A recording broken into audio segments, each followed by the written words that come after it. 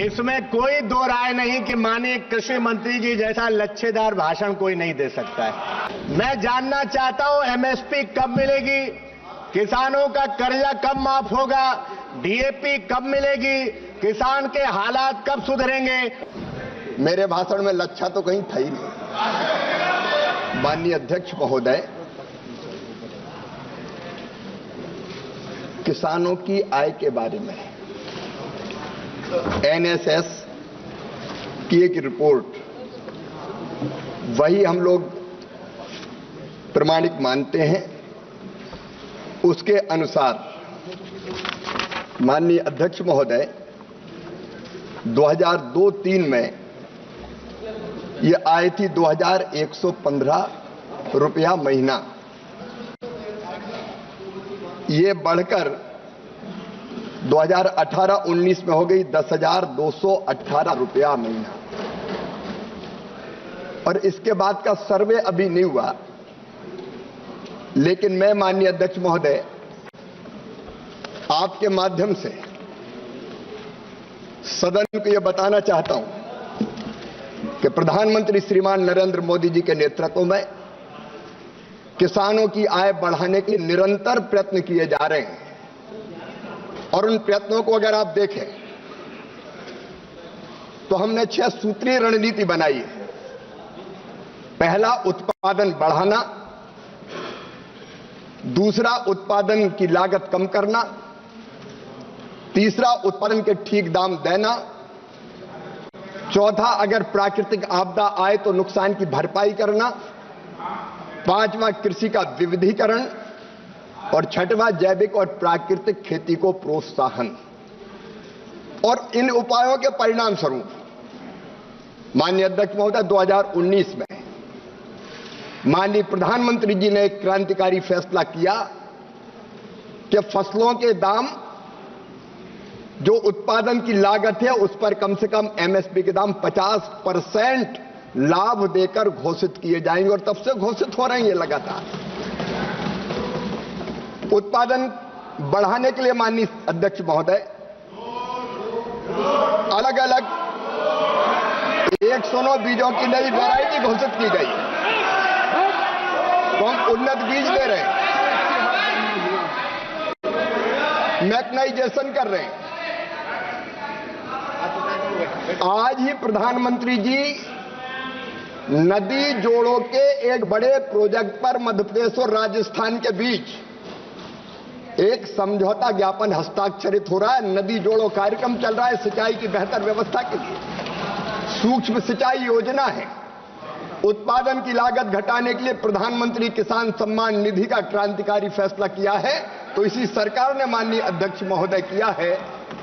और उसके साथ साथ फर्टिलाइजर की सब्सिडी किसानों को बिफोर लास्ट ईयर दी गई 2,14,000 करोड़, पिछले साल 1,94,000 करोड़, और इस साल भी कोई कमी नहीं आने देंगे। हम किसानों को कम ब्याज पर कर्जा देने का काम कर रहे हैं।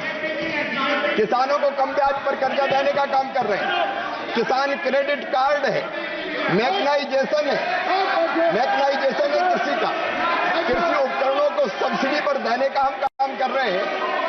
और एमएसपी पर रिकॉर्ड खरीद अगर की है तो इस सरकार ने माननीय अध्यक्ष महोदय की है। मैं आज तुलना में नहीं जाना चाहता, अगर मेरे मित्र चाहे तो मैं तुलना करके भी बता सकता हूं। अकेले तिलहन की फसल, दलहन की फसल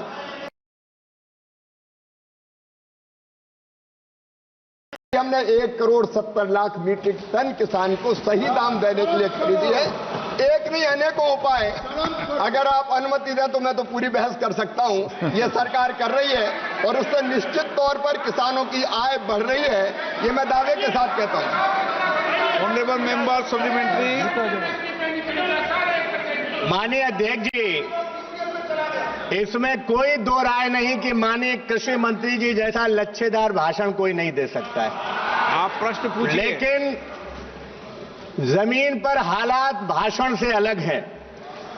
मैं जानना चाहता हूं एमएसपी कब मिलेगी, किसानों का कर्जा कब माफ होगा, डीएपी कब मिलेगी, किसान के हालात कब सुधरेंगे। और मैंने जो गांव में पूछा था 23-24 के दौरान देश में किसानों की प्रति व्यक्ति आय का राज्यवार वर्षवार ब्यौरा क्या है, उसका उत्तर भी नहीं मिला है। ये प्रश्न काल है, माननीय सदस्य, डिबेट का नहीं है। माननीय अध्यक्ष महोदय, मेरे भाषण में लच्छा तो कहीं था ही नहीं।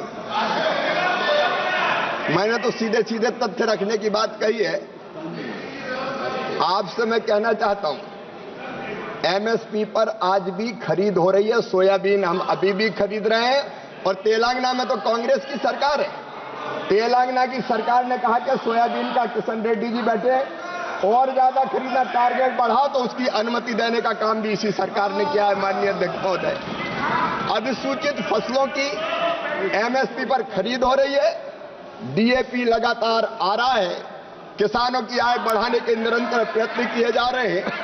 और आप अगर राज्यवार चाहते हैं कि किस राज्य में किसानों की आय इस आंकड़े के हिसाब से, इस सर्वे के हिसाब से कितनी है, तो माननीय अध्यक्ष महोदय, आंध्र प्रदेश में 10,480, अरुणाचल प्रदेश में 19,225, आसाम में 10,675, बिहार में 7,542, छत्तीसगढ़ में 9,677, गुजरात में 12,631, हरियाणा में 22,841। पूरे आंकड़े हर एक राज्य की जो आय बढ़ी है 2019 तक, उसके पूरे आंकड़े, और 2019 के बाद और तेजी से ये आय बढ़ रही है। हम कोई कसर नहीं छोड़ेंगे, किसानों की आय बढ़ाने में, दुगनी करने में लगातार हम काम कर रहे हैं।